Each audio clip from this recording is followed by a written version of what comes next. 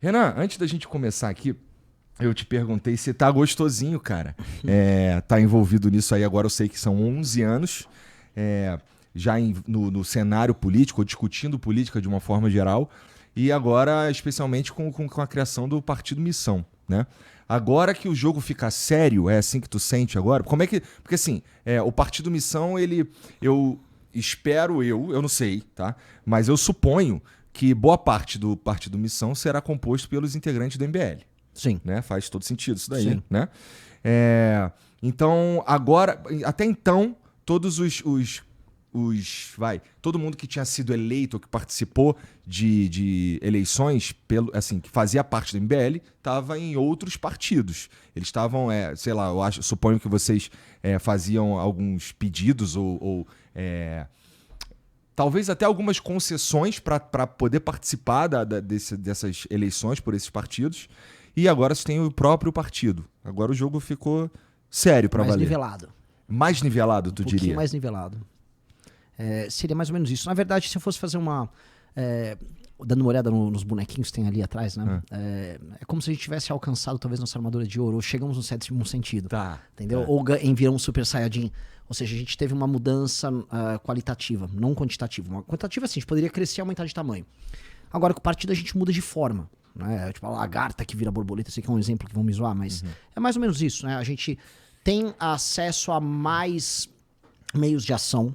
A gente não depende da vontade de lideranças políticas pré-estabelecidas para fazer o que a gente quer. Então, um cara como o Kim, porque pra gente desenhar pra galera o tamanho do problema, né? Eu posso falar de um cara pequeno que mora numa cidade do interior, e na cidade do interior, os partidos políticos, eles ficam na mão dos coronéis, dos caciques locais.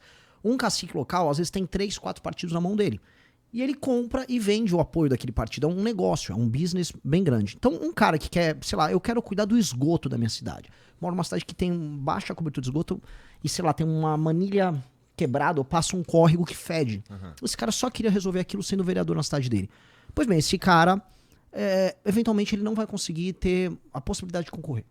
Porque os partidos vão estar bem arranjados ali e ele não vai ter direito de concorrer.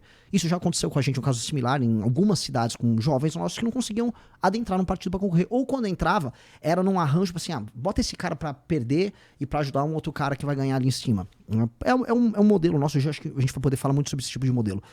O outro caso é no topo. O Kim Kataguiri é o deputado federal mais votado do União Brasil.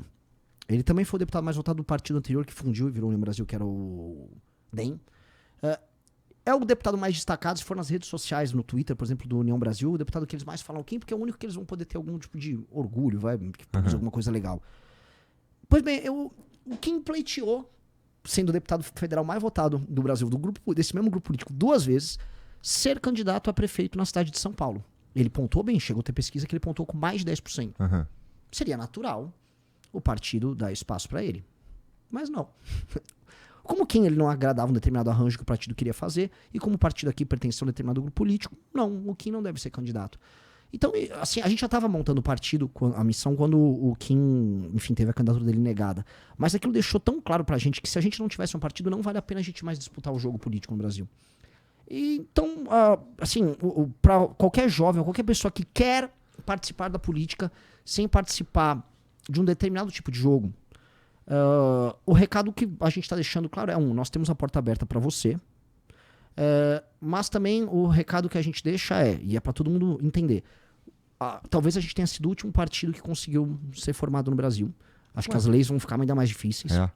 Tem uma reforma que está para passar no Senado que dificulta ainda mais a abertura de partido, e da forma como os partidos estão fundindo e fazendo federações, a possibilidade de uma pessoa comum participar do jogo estará cada vez mais restrita. Então, a gente fala, porque, não sei se não quero me estender muito, Igor, mas vai lá. Tá todo mundo falando, o Brasil tá deixando de ser uma democracia e não sei o quê. No que eu falo, o Brasil talvez nunca tenha sido uma democracia, isso vale uma discussão boa, mas a democracia brasileira, com esse sistema partidário, só vai piorar. Porque do jeito que a coisa está sendo desenhada, você vai ter ainda menos partidos, ou são os mesmos caciques, as decisões no Brasil serão tomadas pelo cacique do PT, pelo Kassab, pelo Marcos Pereira, pelo Rueda e pelo Valdemar da Costa Neto. São esses 5 caras. E, enfim, esse jogo ali vai ser praticamente um jogo de cartas marcadas e a possibilidade de alteração da nossa vida vai ser pequena. Por que tu acha que Bom, primeiro, essa reforma aí, você acha que eles vão endurecer ainda mais a entrada de novos partidos e, portanto, controlar melhor quem participa das eleições de uma forma geral? Porque é isso que a gente está falando aqui, que para participar, para entrar no partido e ser um candidato, você precisa conceder algumas coisas. O partido você tem que fazer parte, mais ou menos, daquelas ideias ali, ou talvez... Suponho que não. Não. Acho que a única parte que não é discutida é essa. Bem concreto.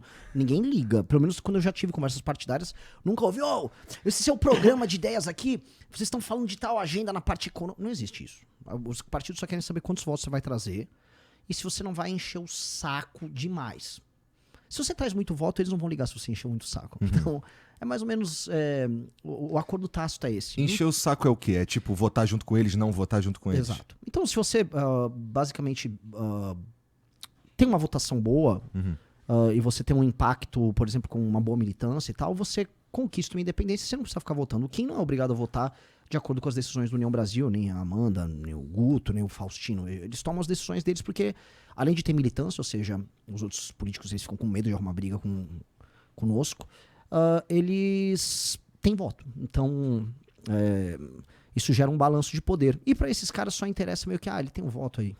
Entendi. Sabe? No fundo, para eles é sobre montar a chapa, ter voto, aumentar a possibilidade com aquele número de votos e com aquele número de cadeiras que o partido tem, de, no geral, os partidos botarem a faca num prefeito para conseguir posições, ou num governador, ou no presidente da república.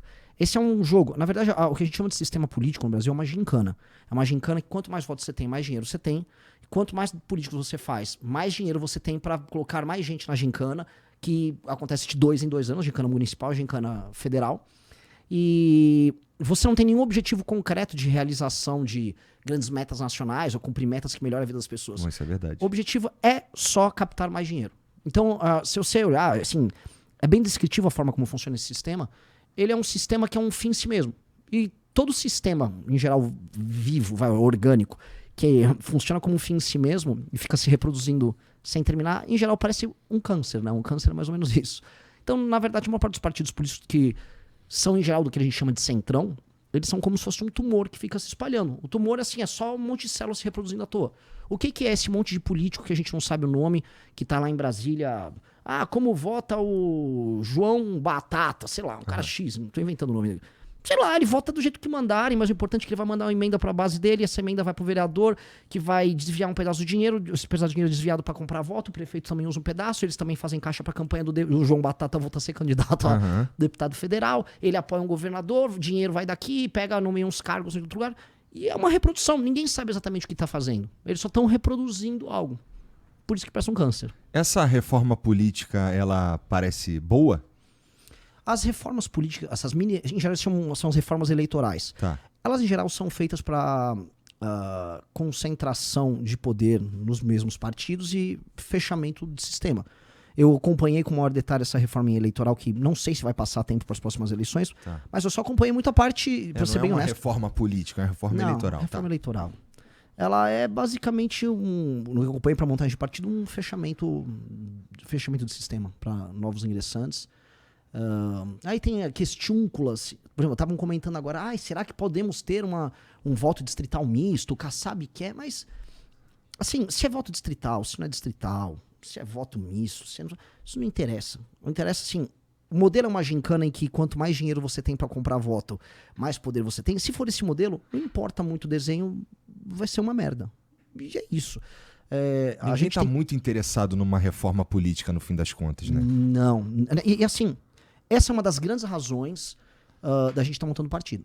Se não for para alterar o sistema de incentivo disso que eu tô chamando de gincana, não vale a pena, cara. Não vale a pena. Não vale a pena porque você começa a não conseguir fazer nada. E dá pra fazer isso, cara? Porque precisaria de uma vontade política, assim, grande. Sim. De uma galera. Ainda mais agora que eles estão querendo, vai e vem, na real, esse papo de aumentar os deputados aí. Vai precisar convencer muita gente pra olhar no sentido de uma reforma política e parar de ser mais ou menos isso aí que você tá falando mesmo, que é o lance do cara ter a emenda dele lá, e isso aí é tudo que importa no fim das contas. Tu é otimista nesse sentido? Eu sou otimista porque vai colapsar o modelo atual.